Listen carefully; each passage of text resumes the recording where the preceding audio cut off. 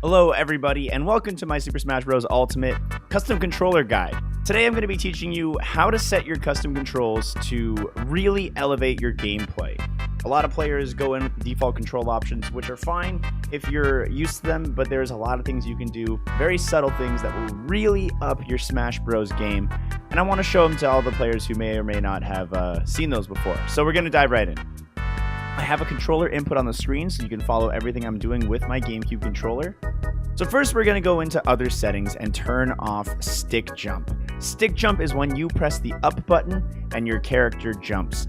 You almost never want that. While you're using your stick jump, potentially you could press the up button going for an upwards aerial attack and then end up eating up your jump input, wasting it, and then you get knocked off the stage. You've got no jump left. You try to up B, but you don't get back in time and everything just feels bad. You turn off that stick jump so you can be intentional with every jump you do.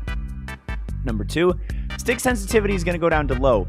This may or may not work for you. I'd recommend playing with it a little bit, but I have found that turning the stick sensitivity to low makes for a lot less accidental turnarounds with your character, where you think you were facing forward, but you accidentally face backwards because of when you hit your stick sharply to the left, it bounces a little bit, as you can see. Turning that sensitivity down low at the bottom here is going to make that a lot less of a problem for you. Now, the number one most important thing, if you don't take any other advice in this video, you got to take this advice, and that is turn your C stick into a tilt attack stick. I'll show you the importance of this when we go into the demo. Number 2, change your jump on the X to grab. Now that you have grab mapped to the X button, you can take your Z button. You change your Z button to jump. So we have essentially swapped the position of the X and the Z buttons here, which is important for another reason, which I will show you right now. These are all the custom controls we're going to use today. Feel free to mix it up a little bit for yourself if you'd like, but this is all I think we need. So number 1, no up to jump. Very important. You can see that I'm doing an upwards tilt attack in the air with no extra jump coming out. I'm pressing up all I want, but I'm only jumping when I press the Y button. Very important. Number 2, tilt attacks. So a tilt attack is when your character is walking at any speed and you press the A button. You'll notice that this tilt attack is vastly different from a smash attack. Mostly in, it's not quite as strong, but it's also a lot faster, and there's a lot less of an opening you leave for yourself after you use it. A tilt attack, you fire those out real quickly. A smash attack leaves you with more vulnerability typically. Mapping your tilt attack to the C stick makes it a lot easier to intentionally pull off these moves without doing something like accidentally doing a dash attack or a smash attack while trying to execute a tilt. Using the stick to do your tilt attacks can be very challenging, and having the C stick available to do them instead makes it so that you can easily use your tilt attacks on someone approaching you or someone above you, or in other ways that you wouldn't be able to do in previous Smash games that didn't allow custom controls. Now, the absolute biggest advantage of using the C stick for tilt attacks is out of dash options. So, as you know, when you're dashing and you press A to do an attack, you do a dash attack, like so. But if you let go of the analog stick right before inputting, you'll actually stop immediately in place and start doing your attacks.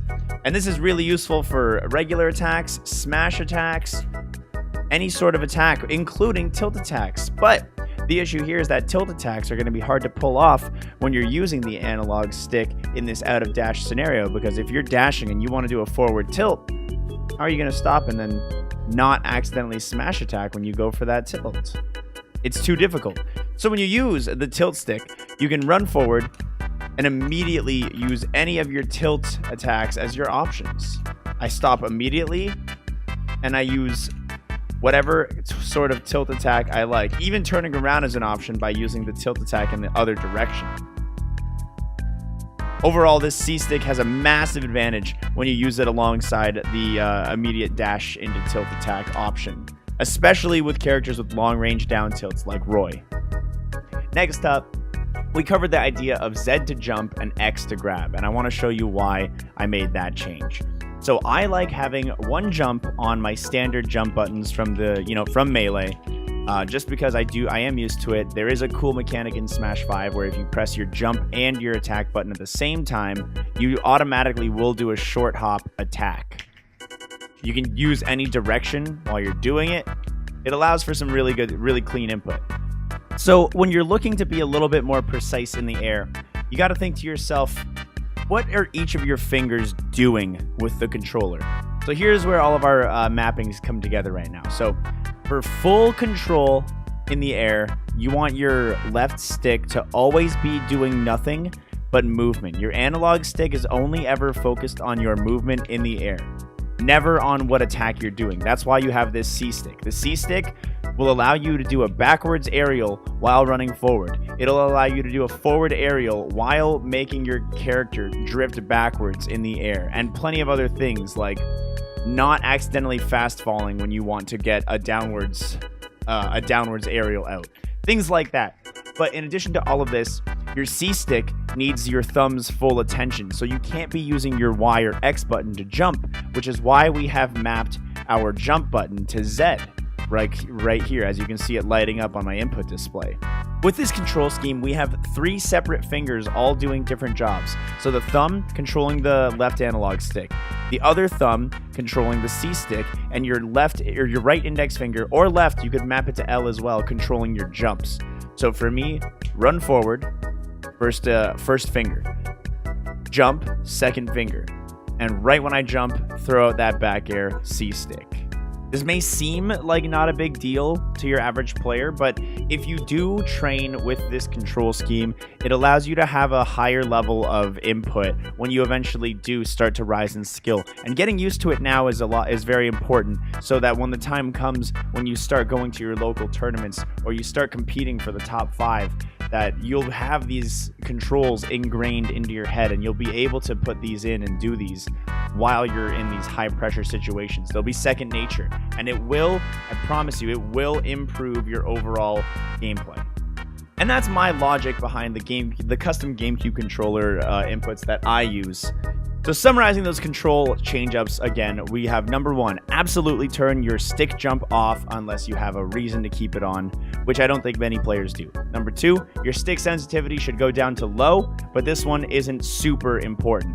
Number 3, your C stick has to be bound to tilt attack. It is the biggest change, and I recommend absolutely everybody do it. If you have your own ideas, you wouldn't be watching this video, so try this out. Next, you need one of your index finger buttons, either the L, the R, or the Z, to be bound to jump.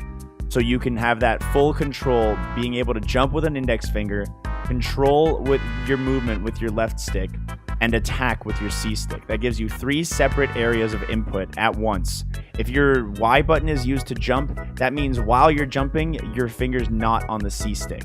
You always want to have your finger on the C stick in the air, so you need one of your index fingers being jump. This is an important control change that'll be hard to get used to, but it'll be very worth it when you do. And then number 5, I forgot what count we're at. You'll want to bind your grab to one of these spare jump buttons. Feel free to play around with this. Maybe you want to bind your special attack to your X button. Maybe that's more comfortable for you for whatever reason. Play around with the settings if you don't like what they are, if you feel like you want to try something new. Whatever is most comfortable for you is going to be the best, but these are the underlying rules for setting a good control scheme if you haven't done so already. Alright, this has been a very basic guide for updating your control scheme in Super Smash Bros. I hope you found it useful. Leave a comment, like, subscribe, all that stuff if it was helpful. Thanks so much for watching, and if you have any other requests for Super Smash Bros. Tutorial type videos, leave them in the comment section and I will try my best to get them done. Thanks.